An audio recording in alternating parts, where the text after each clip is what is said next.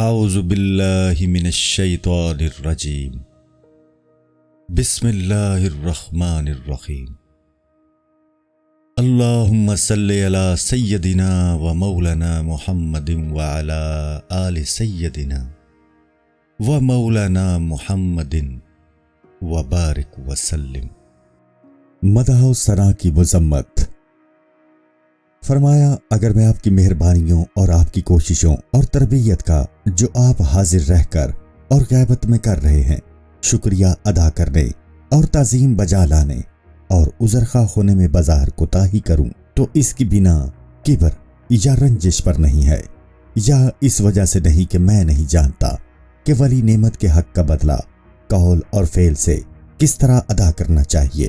بات یہ ہے کہ میں نے آپ کے پاک عقیدے سے سمجھ لیا ہے کہ آپ یہ صرف خدا کے لیے کر رہے ہیں۔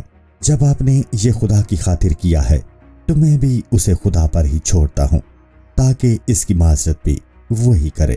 اگر میں اس کی معذرت میں مشغول ہو جاؤں اور زبان سے اس کی تعریف کروں اور مدح کہوں تو یہ ایسا ہوگا کہ جو اجر خدا دینا چاہتا ہے اس میں سے کچھ آپ کو مل گیا اور کچھ اجر کی تلافی ہو گئی، اس لیے کہ عاجزی کرنا، معذرت چاہنا اور مدح کرنا حظ دنیا ہے۔ جب تو دنیا میں تکلیف اٹھائے تو بذل مال و جاہ کی طرح بہتر ہے کہ اس کا بدلہ بھی کلی طور پر خدا ہی کی طرف سے ہو۔ میں یہ عذر نہیں کرتا کہ اس وقت معذرت کرنا دنیا ہے، اس لیے کہ مال کو نہیں کھاتے، مقصد اور ہوتا ہے۔ مال سے گھوڑے، لونڈیاں اور غلام خریدتے ہیں اور منصب طلب کرتے ہیں تاکہ ان کی مدح اور ثنا کریں۔ پس دنیا خود وہ ہے جو بڑی اور قابل احترام ہے اور اس کی تعریف کرتے ہیں۔ شیخ نساج بخاری بڑا آدمی تھا اور صاحب دل تھا۔ کچھ دانشمند اور بڑے لوگ اس کی زیارت کے لیے اس کے پاس آئے اور دو زانو ہو کر بیٹھ گئے۔ شیخ ان پڑھ تھا، انہوں نے چاہا کہ اس کی زبان سے قرآن اور حدیث سنے۔ بولا میں عربی نہیں جانتا، آپ آیت یا حدیث کا ترجمہ بولیں تاکہ میں اس کے معنی بتاؤں۔ انہوں نے آیت کا ترجمہ کیا، اس نے اس آیت کی تفسیر اور تحقیق شروع کی اور کہا محمد مصطفیٰ صلی اللہ علیہ وآلہ وسلم فلاں مقام پر تھے کہ یہ آیت پڑھی اور اس مقام کا حال ایسا ہے۔ اس مقام کے مرتبہ، اس کے راستوں اور اس کی بلندی کو تفصیل کے ساتھ بیان کیا۔ ایک دن اس کے سامنے علوی معرف نے ایک مشہور قاضی کی تعریف کی اور کہا کہ ایسا قاضی دنیا بھر میں نہیں، وہ رشوت نہیں لیتا، محض خدا کی خاطر بغیر کسی لحاظ اور خوف کے وہ لوگوں میں انصاف کرتا ہے۔ کہا اس وقت جو تو یہ کہتا ہے کہ وہ رشوت نہیں لیتا، یہ بالکل جھوٹ ہے۔ تو علوی مرد ہو کر جو مصطفیٰ صلی اللہ علیہ وآلہ وسلم کی نسل ہے اس کی مدح و ثنا کرتا ہے کہ وہ رشوت نہیں لیتا۔ کیا یہ رشوت نہیں؟ اور اس سے بہتر کیا رشوت ہوگی کہ اس کے منہ پر تو اس کی تعریف کر رہا ہے۔ ظاہری عمل اور باطنی محرکات کا فرق۔ شیخ الاسلام ترمذی کہتے ہیں کہ سید برہان الدین اللہ تعالیٰ ان کے بڑے بڑے رازوں کو پاک رکھے تحقیق کی ہوئی باتیں خوب کرتے تھے۔ اس کی وجہ یہ ہے کہ وہ مشائخ کی کتابوں اور ان کے اسرار و بقالات کا مطالعہ اچھی طرح کرتے تھے۔ ایک آدمی نے کہا آخر تو بھی مطالعہ کرتا ہے، کیا سبب ہے تو ایسی باتیں نہیں کہتا؟ کہا اس کا سبب اس کا درد ہے، اس نے مجاہدہ کیا ہوا ہے اور اس کا بھی اثر ہے۔ کہا تو اس کا ذکر کیوں نہیں کرتا اور اسے یاد نہیں لاتا تو صرف مطالعہ کی بات کرتا ہے، حالانکہ اصل وہ ہے ہم اس کا ذکر کرتے ہیں، تو بھی اسی کی بات کر۔ اسے اس جہان کا درد نہ تھا، وہ کلی طور پر دل اس جہان سے لگائے ہوئے تھا۔ بعض لوگ روٹی کھانے کے لیے آتے ہیں اور بعض روٹی کا تماشا کرنا چاہتے ہیں، وہ چاہتے ہیں کہ وہ اس کو سیکھیں اور بیچیں۔ یہ بات ایک دلہن کی طرح ہے اور ایک معشوق کی طرح ہے۔ جس معشوقہ کنیزک کو محض بیچنے کے لیے خریدیں وہ کیا محبت کرے گی اور کیا دل لگائے گی؟ اس تاجر کو مزہ اسے فروخت کرنے میں آتا ہے تو وہ نامرد ہے، وہ کنیزک کو بیچنے کے لیے خریدتا ہے۔ اس میں رجولیت اور مردبی نہیں کہ کنیزک کو محض اپنے لیے خرید لے۔ خالص ہندوستانی تلوار اگر ایک مہندس کے ہاتھ آ جائے تو وہ اس کے دام ہی کرے گا، یا کسی پہلوان کے ہاتھ کمان آ جائے تو وہ اسے بیچ ہی ڈالے گا، کیونکہ اس کے بازو اس قابل نہیں کہ کمان کھینچ سکے اور اگر اس کمان کو چلہ کی وجہ سے خریدتا ہے تو چلہ چڑھانے کی اس میں استعداد نہیں، وہ صرف چلہ کا عاشق ہے۔ جب وہ اسے بیچتا ہے تو مہنس اس کے بدلے غازہ اور وسمہ دیتا ہے، اور وہ کیا کرے گا؟ بات یہ ہے کہ جب وہ اسے ہی فروخت کر رہا ہے تو اس سے بہتر وہ کیا خریدے گا؟ یوں سمجھو کہ یہ بات سریانی زبان میں ہے۔ یہ ہرگز نہ کہیے کہ میں نے اسے سمجھ لیا ہے، تو نے اسے خواہ کتنا ہی سمجھ لیا ہوگا، پھر بھی یہ فہم سے بہت دور ہوگی۔ اس کا فہم بے فہمی ہے، خود تیری بلا مصیبت محرومی اس فہم کی وجہ سے ہے۔ یہ فہم ایک بند ہے، اس بند سے رہائی پانا چاہیے تاکہ تو کوئی چیز بنے۔ عقل کو کبھی طلاق بھی دے دو۔ تو کہتا ہے کہ میں نے دریا سے مشق بھر لی ہے اور دریا میری مشق میں سما جاتا ہے۔ یہ بات محال ہے۔ ہاں، اگر تو یہ کہے کہ میری مشق دریا میں گم ہو گئی ہے تو بات ٹھیک ہوگی، اور اصلیت یہی ہے۔ عقل اتنی حسین اور مطلوب ہے کہ وہ تجھے بادشاہ کے دروازہ تک لے آئی۔ جب تو بادشاہ کے دروازہ پر پہنچ گیا تو اب اگر عقل کو طلاق دے دے کہ اب عقل تیرے لیے نقصان کا باعث ہوگی اور راہزن ثابت ہوگی، جب تو اس کے پاس پہنچ گیا تو اپنے آپ کو اس بادشاہ کے سپرد کر دے۔ اگر مگر کرنا تیرا کام نہیں ہے، مثلاً اگر ایسا کپڑا تیرے پاس ہے جو کٹا ہوا نہیں اور تو اس کی کبا بنانی چاہتا ہے تو عقل تجھے درزی کے پاس لے جاتی ہے۔ اس گھڑی تک عقل اچھی تھی کہ کپڑے کو درزی کے پاس لے آئی، لیکن اب اس وقت عقل کو طلاق دے دینی چاہیے۔ اسی طرح عقل اس وقت تک اچھی ہے کہ جب بیمار کو طبیب کے پاس لے آئے۔ جب وہ اسے طبیب کے پاس لے آئی تو اس کے بعد عقل کسی کام کی نہیں، اور اب اپنے آپ کو طبیب کے سپرد کر دینا چاہیے۔ دوستوں کے کان تیرے نعرہ ہائے پنہائی کو سنتے ہیں۔ آخر جس شخص کے پاس کوئی چیز ہوتی ہے یا جو شخص اپنے اندر کوئی خوبی رکھتا ہے وہ ظاہر ہوتی ہے۔ اونٹوں کی قطار میں سے جو اونٹ مست ہوتا ہے وہ اپنی آنکھ، رفتار اور حال ہی سے ظاہر ہو جاتا ہے۔ ان کی پیشانیوں پر سجدہ کے نشان پڑے ہوئے ہیں۔ سورہ فتح۔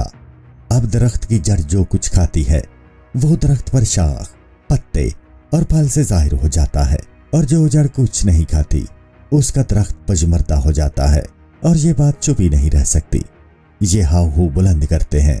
اس کا راز یہ ہے کہ ایک بات سے کئی باتیں سمجھ لیتے ہیں اور ایک حرف سے کئی اشارے معلوم کر لیتے ہیں۔ یہ ایسے ہی ہے کہ کسی نے وسیط اور مطول کتابیں پڑھی ہوں، وہ تنبیہ میں سے ایک کلمہ سن لے تو چونکہ اس نے اس کی شرح پڑھی ہوئی ہے، ایک اصل مسئلہ سے کئی مسئلے سمجھ جاتا ہے اور اس ایک حرف پر کئی تنبیہیں کرتا ہے۔ یعنی کہ میں ان کی گہرائی کو سمجھتا ہوں اور میں دیکھتا ہوں، اور یہ وہ ہے جس جگہ میں نے دکھ اٹھائے ہیں اور راتوں کو میں نے دن بنایا ہے اور میں نے خزانے حاصل کیے ہیں۔ علم نشرح لک صدرک، کیا ہم نے تیرے سینے کو نہیں کھول دیا؟ سورہ انشرح۔ شرح دل کی کوئی انتہا نہیں۔ جب وہ شرح پڑی ہوئی ہو، ایک رمز سے بہت کچھ سمجھ میں آ جاتا ہے۔ اسے کیا خبر، اور ہائے ہائے کیسا، بات سننے والے کے ظرف کے مطابق ہوتی ہے۔ جب وہ اسے نہیں کھینچتا تو حکمت بھی باہر نہیں آتی، جتنی وہ کھینچتا ہے وہ غذا بنتی ہے، اور اتنی ہی حکمت نیچے اترتی ہے، ورنہ وہ کہہ اٹھتا ہے کہ تعجب ہے، بات کیوں نہیں آتی؟ اس کا جواب کہتا ہے، تعجب ہے کہ تو کھینچتا کیوں نہیں، جو تجھے سننے کی طاقت نہیں دیتا، وہ کہنے والے کو بھی گفتگو کی خواہش نہیں دیتا۔ مصطفیٰ صلی اللہ علیہ وآلہ وسلم کے زمانہ میں ایک کافر کا ایک مسلمان غلام تھا۔ اس غلام میں بڑی خوبیاں تھی۔ ایک صبح اس کے آقا نے کہا، تشت اٹھا تاکہ حمام چلیں۔ راستہ میں محمد صلی اللہ علیہ وآلہ وسلم مسجد میں صحابہ کے ساتھ نماز پڑھ رہے تھے۔ وہاں پہنچ کر غلام نے کہا، اے آقا، خدا کے لیے ایک لمحہ بھر کے لیے اس تشت کو تھام تاکہ میں 2 رکعت نماز پڑھ لوں، اس کے بعد حاضر ہو جاؤں گا۔ غلام مسجد کے اندر گیا اور نماز پڑھی۔ نماز کے خاتمہ پر مصطفیٰ صلی اللہ علیہ وآلہ وسلم باہر تشریف لے آئے اور صحابہ بھی باہر آ گئے۔ غلام اکیلا مسجد کے اندر رہا۔ اس کا آقا پہر دن چڑھے تک منتظر رہا۔ اب اس نے آواز دی کہ اے غلام، باہر آ۔ غلام بولا، مجھے نہیں چھوڑتے जब मामला हद से ज्यादा बढ़ गया तो आका ने सर मस्जिद के अंदर किया कि देखे कौन है जो गुलाम को नहीं छोड़ता। जूते और किसी के साया के सिवा उसे कुछ नजर न आया और ना किसी ने जुम्बश की। बोला वो कौन है जो तुझे नहीं छोड़ता ताकि तू बाहर आ सके। जवाब दिया वही जो तुझे नहीं छोड़ता कि तू अंदर आ सके। वो है जो तुझे नजर नहीं आता। बास आयात की तफसीर, इंसान हमेशा उस चीज से इश्क करता है जिसे ना उसने देखा हो, ना सुना हो, ना समझा हो और रात दिन उसकी तलब में रहता है।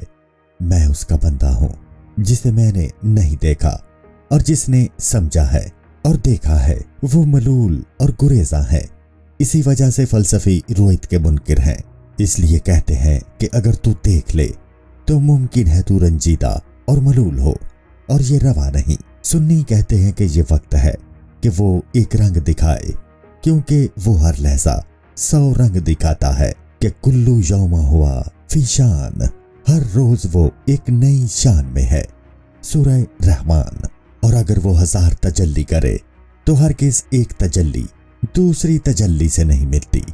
आखिर तू भी उस घड़ी खुदा को देखता है, अफालो आसार में देखता है कि उसकी तजल्लियात गूना गू है। उसका एक फेल दूसरे फेल से नहीं मिलता। खुशी के वक्त और तजल्ली होती है, रोने के वक्त और, खौफ के वक्त और, रिजा के वक्त और होती है। जब खुदा के अफाल और उसकी तजल्ली के अफाल और उसके आसार गूनागू हैं और एक दूसरे से नहीं मिलते तो उसकी जात की तजल्ली भी ऐसी ही होती है। तजल्ली अफाल की तरह है, इसको इसी पर कयास कर। तू भी खुदा की कुदरत का एक जुज़्व है। एक लहजा में 1000 रंग बदलता है और तुझे एक हाल पर करार नहीं। बंदों में से बाज ऐसे हैं कि वो कुरान से खुदा के पास जाते हैं और बाज खास बंदे ऐसे भी हैं कि वो खुदा के पास से आते हैं। वो कुरान को यहाँ पाते हैं, वो जानते हैं कि उन्हें खुदा ने भेजा है।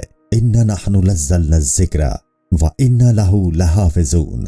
हम ही ने ये जिक्र यानी कुरान नाजिल किया और हम ही इसको महफूज रखने वाले हैं। सूरह हज्र।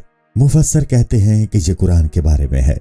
ये अच्छी बात है, लेकिन ये भी है कि खुदा कहता है हमने तुझ में खूबी, तलब और शौक दिए हैं और इनके निगहबान हम खुद हैं। हम इन्हें जाया नहीं होने देते और तुझे मंजिल मकसूद तक पहुंचा देते हैं। तू एक बार कह के खुदाया और उसी वक्त संभल जा, क्योंकि तमाम मुसीबतें तुझ पर टूट पड़ेंगी। मोहब्बत तबाह करके पाक कर देती है। एक साहिब मुस्तफ़ा सल्लल्लाहु अलैहि वसल्लम के पास आए और बोले, मैं तुझसे मोहब्बत करता हूँ। फरमाया, होश कर, तू क्या कहता है? उसने दोहराया कि मैं तुझसे मोहब्बत करता हूँ। फरमाया, होश कर, तू क्या कहता है? वो तीसरी बार बोला। फरमाया, अब तू संभल जा, मैं खुद अपने हाथ से तुझे कत्ल करूंगा। अफसोस है तुझ पर। मुस्तफ़ा सल्लल्लाहु अलैहि वसल्लम के ज़माना में एक शख्स ने कहा, मैं ये तेरा दीन नहीं चाहता, खुदा की कसम नहीं चाहता। अपने इस दीन को मुझसे वापस ले ले। जब से मैं तेरे दीन में आया हूँ एक दिन आराम नहीं मिला। माल गया, औरत गई, बेटा ना रहा, इज्जत ना रही, शाहवत ना रही। फरमाया कि मेरा दीन जहां भी जाता है वापस नहीं आता जब तक कि उसे बेखदीन से ना उखाड़ दे और उसके घर में झाड़ू ना फेर दे और पाक ना कर दे। पाक लोगों के सिवा उस तक और किसी की दस्तरस नहीं। सूरह वाक़िया। कैसा माशूक है, जब तक तुझ में बाल बराबर भी अपनी मोहब्बत बाकी रहे वो अपना चेहरा तुझे नहीं दिखाता और तू इसके वस्ल के काबिल नहीं होता। अपने आप तक वो कुल्ली तौर पर राह नहीं देता। अपने आप से और दुनिया से बेजार हो जाना चाहिए और अपना दुश्मन आप बन जाना चाहिए ताकि दोस्त चेहरा दिखाए। अब हमारा दीन जिस दिल में जागुज़ीन हो जाए, जब तक उसे खुदा तक ना पहुंचा दे और उसमें जो नहीं होना चाहिए उसे उससे जुदा ना कर दे, उससे हाथ नहीं खींचता। पैगंबर सल्लल्लाहु अलैहि वसल्लम ने फरमाया, तू इसलिए आराम नहीं करता और गम खाता है कि गम खाना पहली खुशियों की कैद है। जब तक तेरे मैदा में इस चीज से कुछ बाकी हो तुझे कोई चीज नहीं देते कि तू खाए, कह के वक्त कोई शख्स कुछ नहीं खाता, और जब कोई कह से फारिग हो जाए तो उस वक्त खाना खाता है। तू भी सब्र कर और गम न खा, क्योंकि गम खाना कह है। इस्तिफराग के बाद खुशी मुयस्सर आती है, जिसके बाद गम नहीं होता। वो फूल फूल नहीं जिसके साथ कांटा ना हो, और वो शराब शराब नहीं जिसमें खुमार नहीं। आखिर तो दुनिया में रात दिन फरागत और आसाइश चाहता है, और इनका हुसूल दुनिया में मुमकिन नहीं। इसलिए तू एक लम्हा भी बगैर तलब के नहीं है। दुनिया में तुझे जो राहत हासिल भी होती है वो एक बिजली की रौ है जो गुजर जाती है और बरकरार नहीं रहती। और बिजली भी कैसी बिजली कि इसके साथ औले भी बरसते हैं, और मूसलाधार बारिश होती है, और बर्फ भी गिरती है जो बड़ी तकलीफ देती है। मसलन किसी ने अंताकिया जाने का अज़्म किया हुआ है, मगर वो जाता कैसरिया को है। अब वो उम्मीद रखता है कि अंताकिया पहुंच जाएगा, और इसके साथ ही कोशिश को नहीं छोड़ता। अब ये मुमकिन नहीं कि इस रास्ता से वो अंताकिया पहुंच जाए। वो अंताकिया उसी रास्ता से पहुंचेगा जो अंताकिया को जाता है। अगरचे वो लंगड़ा हो और ज़ईफ हो, फिर भी वो अंताकिया पहुंच जाएगा, क्योंकि इस रास्ता का मुंतहा यही है। जब दुनिया का कोई काम बगैर मुसीबत उठाए नहीं होता, तो आखिरत का काम भी ऐसा ही है। इस मुसीबत को तो एक मर्तबा आखिरत पर सर्फ कर, ताकि वो ज़ाया ना हो। तू कहता है कि ए मोहम्मद सल्लल्लाहु अलैहि वसल्लम, तू अपना दीन ले जा, क्योंकि इसकी वजह से मेरी आसाइश मफकूद है। हमारा दीन कब किसी को छोड़ता है? जब तक उसे मकसूद तक ना पहुंचा दे। कहते हैं एक मौल्लम ने बेसामानी की वजह से सर्दी के मौसम में कतान का कुर्ता पहन रखा था। शायद पहाड़ पर से सैलाब एक रीछ को बहा लाया था। वो इस तरह गुजरा कि उसका सर पानी में छुपा हुआ था। लड़कों ने उसकी पीठ को देखा और बोले, उस्ताद, नदी में ये कोई पोस्तीन बहती आ रही है, तुझे जाड़ा लगता है, इसे पकड़ ले। उस्ताद ने इंतहाई जरूरत और जाड़े की वजह से नदी में छलांग मार दी ताकि पोस्तीन को पकड़ ले। रीछ ने उस पर तेज पंचा मारा और उस्ताद पानी में रीछ का असीर हो गया। उधर लड़कों ने देखा कि उस्ताद को नदी में उतरे देर हो गई है, तो उन्होंने आवाजें देनी शुरू कर दी कि ए उस्ताद, पोस्तीन ले आ, और अगर नहीं ला सकता तो उसे छोड़ और तू खुद बाहर आ जा। उस्ताद ने जवाब दिया, मैं तो पोस्तीन को छोड़ता हूँ, पोस्तीन मुझे नहीं छोड़ता, क्या चारा करूं? खुदा का शौक तुझे कब छोड़ता है? ये शुक्र का मुकाम है कि हम खुद अपने हाथों में नहीं, हम खुदा के हाथ में हैं। ये ऐसा ही है कि बच्चा तफूलियत में दूध और माँ के सिवा कुछ नहीं जानता। खुदावंद ताला ने उसे आजाद छोड़ दिया है, मगर इससे पहले रोटी, खाना, खेलना और इस किस्म की और चीजें उसके लिए मुहैया कर दी, यहाँ तक कि इसी तरह उसे अक्ल के मुकाम तक पहुंचाता है। इसी तरह जिस हालत में कि ये बच्चा है, इस आलिम की निस्बत एक दूसरा पस्तान भी है। खुदा नहीं छोड़ता और उस तक पहुंचा देता है। अब तो समझता है कि वो तिफली थी और कुछ बात ना थी। मैं हैरत में हूं उन लोगों से जो जन्नत की तरफ घसीटे जाते हैं। अगलालो सलासल के जरिए उनको पकड़कर बेड़ियां डालो, इसके बाद इसे जन्नत नईम की तरफ ले जाओ, फिर विसाल की तरफ ले जाओ, फिर जमाल में झोंक दो, फिर कमाल में झोंक दो। मछली के हलकूम में जब कांटा फंस जाए तो शिकारी मछली को एक ही बार नहीं खींच लेते, थोड़ा सा खींचते हैं ताकि उसका खून बह जाए और वो सुस्त और कमजोर हो जाए। इश्क का कांटा जब आदमी के मुंह में फंसता है तो खुदावंद ताला उसे बतदरीज खींचता है ताकि उसमें बातिल की जो ताकत और खून है वो थोड़ा थोड़ा करके निकले। खुदा ही तंगी और फराखी पैदा करता है। सूरह बकर, ला इलाहा इल्लल्लाह, नहीं कोई माबूद सिवाय अल्लाह के। ईमान आम है, ईमान खास वो है कि ला हुआ इल्लाहु, इसके सिवा कुछ मौजूद ही नहीं। इसी तरह कोई शख्स ख्वाब में देखता है कि वो बादशाह बन गया है और तख्त पर बैठा है, गुलाम, हाजिब और अमीर उसके इर्द गिर्द खड़े हैं। वो कहता है मुझे चाहिए कि मैं बादशाह बनूं और मेरे सिवा कोई बादशाह नहीं है। वो ये ख्वाब में कहता है। जब वो बेदार होता है और अपने अलावा किसी को घर में नहीं देखता तो अब वो कहता है कि मैं हूं। अब इसके लिए चश्म बेदार होनी चाहिए। ख्वाबनाक आंख उसे नहीं देख सकती, ये उसका वजीफा नहीं। हर गिरोह दूसरे गिरोह की नफी करता है। ये कहते हैं कि हम सच्चे हैं और वही हमारे लिए है और वो झूठे हैं, इसी तरह वो उन्हें कहते हैं। इसी तरह 72 फिरके एक दूसरे की नफी करते हैं। यूं समझिए कि वो बित्तेफाक कहते हैं, वही किसी के लिए नहीं, बस वही की नीस्ती पर वो मुत्तफिक होते हैं। इस जुमला का एक ही मतलब है और इस मतलब पर वो सब मुत्तफिक हैं। अब इम्तियाज कर सकने वाला एक दाना मोमिन चाहिए जो ये जानता हो कि वो एक कौन है। साहिबे फरासत व तमीज व फतानत व अक्ल और ईमान, वो तमीज और इदराक ही है। ज़ौक़ के बगैर हकीकत मालूम नहीं होती।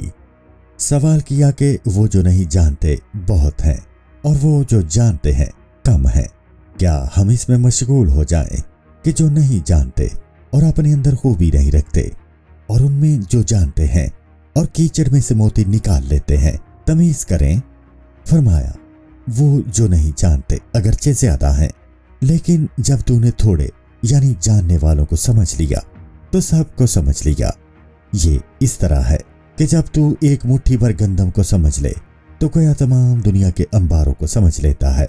और अगर तूने शक्कर चख ली तो शक्कर से 100 रंग का हलवा भी तैयार करे, तू समझ लेगा कि इसमें शक्कर है। जब तूने शक्कर को समझ लिया, जिस किसी ने शक्कर की डली खाई वो जो शक्कर को नहीं पहचानता शायद उसे 2 डलियां चाहिए। अगर तुम्हें ये बात मुकर्रर मालूम होती है तो इसकी ये वजह है कि तुमने पहला सबक याद नहीं रखा। बस हमारे लिए ये जरूरी हो गया कि हम हर रोज कहें। ये ऐसा ही है कि एक मुअल्लम था, एक लड़का उससे 3 महीने पढ़ता रहा। अलिफ पर नुक्ता नहीं से आगे उसे कुछ ना आया। लड़के का बाप आया कि हम उस्ताद की खिदमत में कोताही नहीं करते और अगर हमसे कोताही हुई है तो फरमा दीजिए, हम खिदमत ज्यादा करें। मुअल्लम ने कहा, नहीं, आपसे कोताही नहीं हुई। लेकिन लड़का इससे आगे नहीं बढ़ता। उसे पास बुलाया और कहा, कहो अलिफ पर नुक्ता नहीं। वो बोला, नुक्ता नहीं, और वो अलिफ भी ना कह सका। मुअल्लम लड़के के बाप से बोला, ये हाल है जो तू देखता है। जब इससे आगे नहीं बढ़ा और उसने ये नहीं याद किया तो मैं इसे नया सबक क्या दूं? कहा, अल्हम्दुलिल्लाह रब्बिल आलमीन। हमने कहा, ये नहीं कि नानो नेमत कम हो गई है, नानो नेमत बेइंतहा है, लेकिन भूख नहीं रही और मेहमान सैर हो गए हैं, इस वजह से कहा होगा अल्हम्दुलिल्लाह। ये नानो नेमत दुनिया की नानो नेमत मालूम होती है, इसलिए कि दुनिया की नानो नेमत के बगैर भी तू जितना खाना चाहे जबरदस्ती खा सकता है। ये नानो नेमत जमादात की तरह है, तू उसे जहां भी खींच ले जाए ये तेरे साथ जाती है। ये रूह नहीं रखती कि गैर जगह जाने से अपने आप को मना करे, बरखिलाफ उस नेमत इलाही के जो हिकमत है, एक जिंदा नेमत है।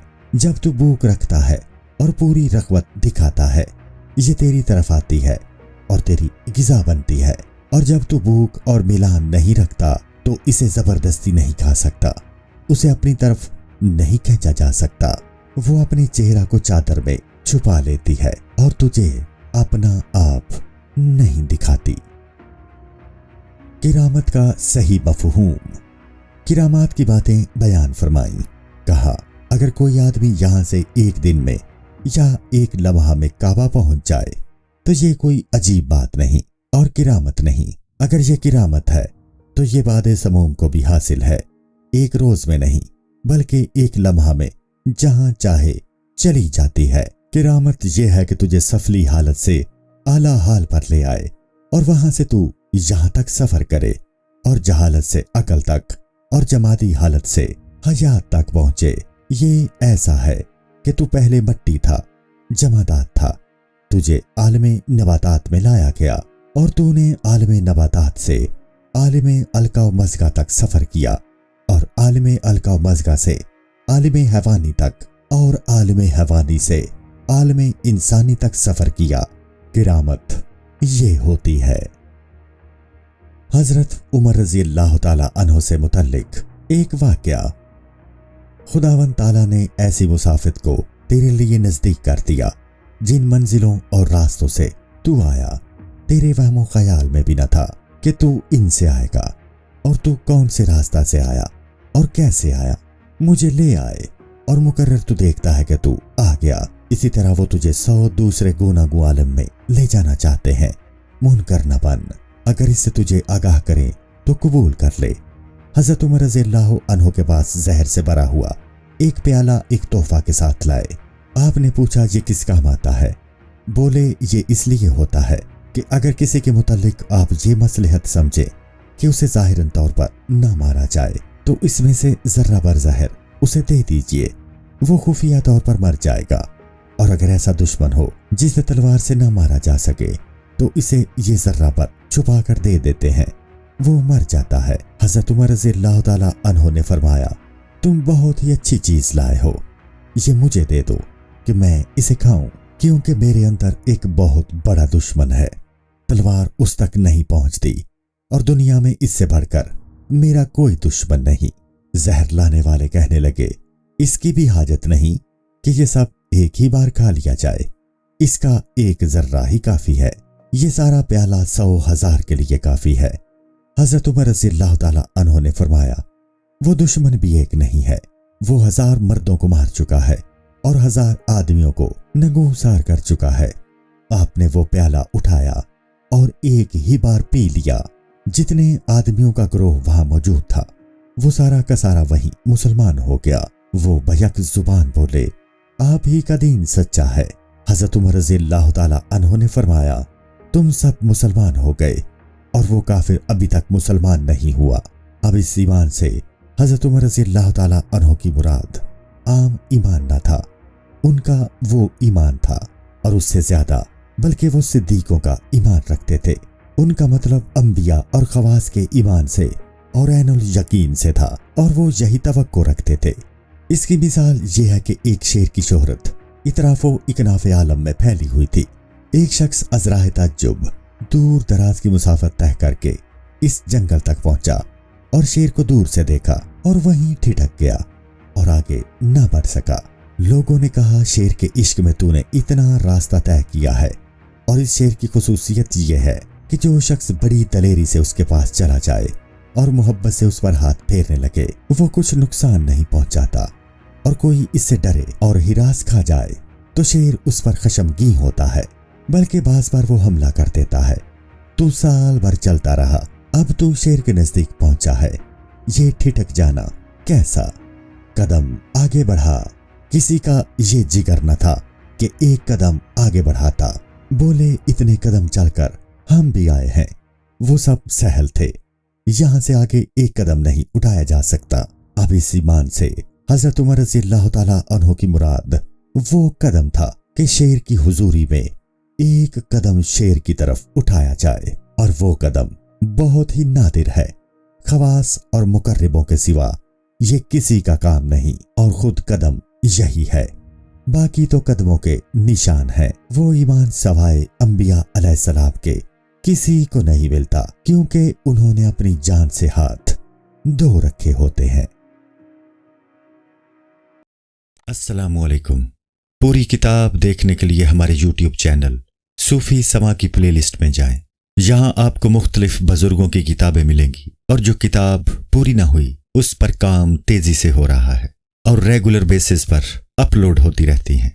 आपसे गुजारिश है कि आप हमारे YouTube चैनल को सब्सक्राइब कर लें और बेल नोटिफिकेशन पर क्लिक कर लें, ताकि हमारी आने वाली किताबें आपको मिलती रहें। जज़ाकुल्लाहु खैर।